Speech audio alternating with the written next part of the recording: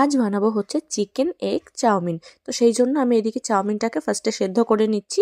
আর এদিকে দেখো চিকেনটাকে আমি আগেই ম্যারিনেট করে রেখেছিলাম। আর এদিকে ক্যাপসিকাম, গাজর, পেঁয়াজ, কাঁচা লঙ্কা কুচি সব করে নিয়েছি। আর এদিকে ডিমটাও ভুজিয়ে করে নিয়েছি।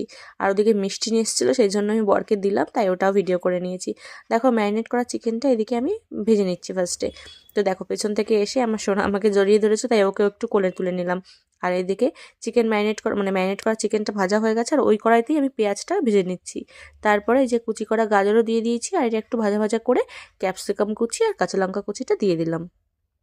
তো এটা একটু ভাজা ভাজা করার পর এই চাউমিনটা দিয়ে নাড়াচাড়া করে নুন, সস সব কিছু দিয়ে, গোলমরিচ গুঁড়ো সব কিছু দিয়ে, ডিম আর চিকেনটা দিয়ে তারপর একটু নাড়াচাড়া করে নামিয়ে নিলাম। তো দেখো এদিকে রেডিও হয়ে গেছে।